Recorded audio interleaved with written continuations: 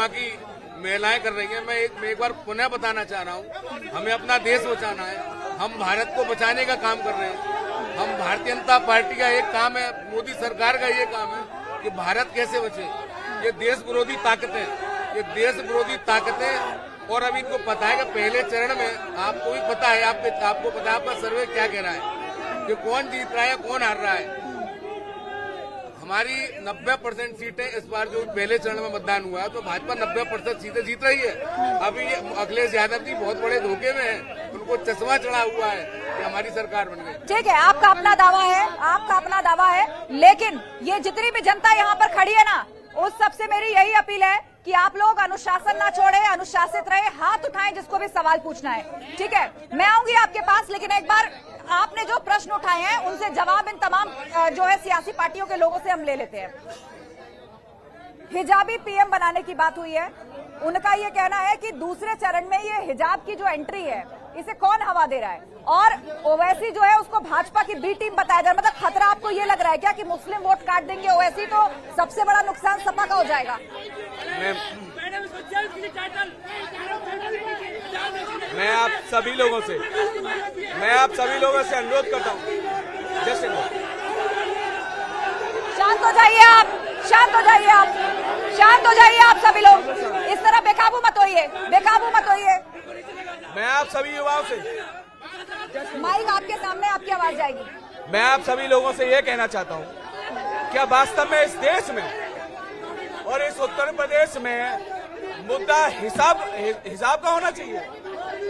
क्यों इस देश और प्रदेश में ये नहीं पूछा जाता कि आखिर नौकरियां कहाँ हैं? आखिर किसानों की जो शहादत हुई 702 किसानों की, और आखिर एक बीजेपी के मंत्री के बेटे ने अपनी गाड़ी से किसानों को कुचल दिया। आखिर ये मुद्दा कहाँ है? आखिर रोजगार का मुद्दा कहाँ है इस देश में? क्या हिसाब का इस देश में मुद्दा होना चाहिए? क्यों? आखिर क्यों?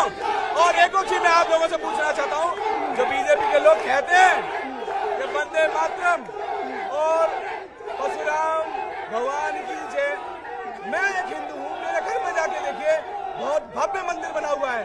मैं एक युवा हूँ, मुझे रोजगार चाहिए, मुझे ना हिंदू मुस्लिम चाहिए, ना ये पहनावा चाहिए। मैं एक युवा हूँ और मैं एक रोजगार मांगता हूँ। लेकिन भाई साहब, बहस तो कुछ सियासी पार्टी ने इसी पे छेड़ रखी कि पहनावा चाहिए, ये पहनावा चाहिए। देखिए, इस देश को स्वतंत्र कराने में जितना बलिदान, आपने रोजगार किसानों को लेकर बात उठाई, मैं पहले वो सवाल से कर देती हूँ। ये बताइए, आप घिर इस बात पे जाते हैं कि क्या युवाओं को रोजगार नहीं दे पा रहे हैं, क्या किसानों को संतुष्ट नहीं कर पाए हैं, क्या विकास का कोई कामकाज नहीं हुआ है, जो हिजाब, नकाब और यूनिफॉर्म सिविल कोड की बात करनी पड़ रही है? देखिए, हमारी अभी रोजगार की मैं आपको बात बता दूं, रोजगार अभी लाखों की संख्या में प्रदेश सरकार ने दिया है। लाखों की संख्या में प्रदेश सरकार ने लोगों को रोजगार दिया है, और ये बात कर रहे हैं बेरोजगारी की। ऐसा कुछ नहीं है, बेरोजगारी बिल्कुल नहीं है। और आपको बता दूं, अभी कहते हैं महंगाई है, बिल्कुल महंगाई नहीं है।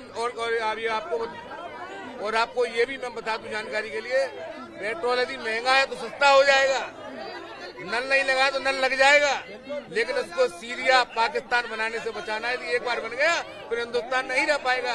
इसीलिए हमको इन सब बातों पे ध्यान नहीं देना है, हमको केवल अपने राष्ट्र हित में काम करना है। तो आप कह रहे हैं कि राष्ट्र हित में काम करना है। दलील ये दी जा रही है कि पेट्रोल अगर महंगा है तो समय पर वो सस्ता हो जाएगा। मैं सवाल पूछ लूं, उसके बाद आप जवाब दीजिएगा। तर्क ये दिया जा रहा है कि पेट्रोल यदि महंगा है, महंगाई है, तो वो समय के साथ सुधर जाएगी, सस्ता हो जाएगा। लेकिन देश अगर सीरिया, अफगानिस्तान, पाकिस्तान बन गया तो हम कहाँ जाएंगे? देखिए, 2014 में जब मोदी जी पहली बार प्रधानमंत्री बने तो उन्होंने कहा कि कृषि प्रधान देश है, किसान अन्न उगाता है, देश का पेट भरता है।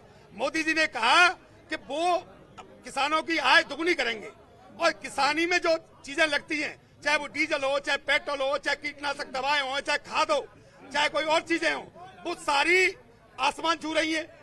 और किसानों की फसल की एमएसपी भी तय नहीं है, तो कैसे किसानों की कोई फॉर्मूला? एमएसपी तो किसी भी सरकार में तय नहीं। मैं कहना चाहता हूँ, हाथरस से रिलेटेड है, दोनों पक्ष सुनेंगे। कुछ दिन पहले फूलगढ़ी गांव में, हाथरस में, उसमें एक बाल्मीक बेटी के साथ बलात्कार हुआ, और हम लोगों ने सारे विपक्ष ने उन्हें सांत्वना देने पहुंचे। जब हमारी पार्टी के राष्ट्रीय अध्यक्ष आदरणीय जयंती जी वहां पहुंचे तो इस योगी की सरकार ने उन पर लाठीचार्ज करवाने का आप पहले चरण के चुनाव से पहले ही एपिसोड याद दिला चुके हैं। जिस घटना का जिक्र कर रहे हैं कि एक दलित बच्ची के साथ जो था कितना हीनियस क्राइम हुआ था, उसके लिए कहा जा रहा है इंसाफ की लड़ाई लड़े चंद्रशेखर रावण तो नजर आए, लेकिन बहन जी की पार्टी जो हमेशा दलितों को अपना वोट बैंक समझती रही है या मसीहा कहती रही है, आप लोग नहीं दिखाई दिए। चंद्रशेखर रोड पर नजर आया, आपको बहुजन समाज पार्टी नजर नहीं आई। मीडिया को बहुजन समाज पार्टी नजर आती भी नहीं है। मीडिया नहीं सर, पैनलिस्ट से सवाल आया।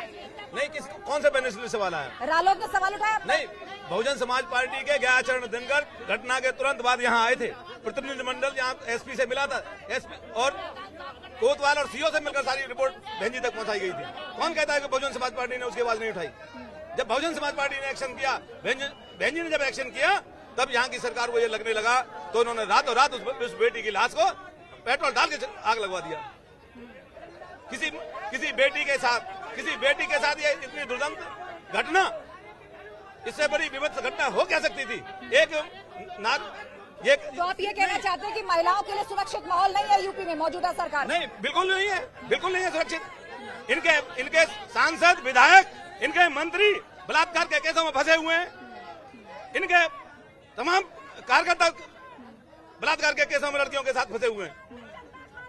ठीक है, तो महिला सुरक्षा से जुड़ी बात चल रही है, महिलाओं को सशक्त करने की बात चल रही है।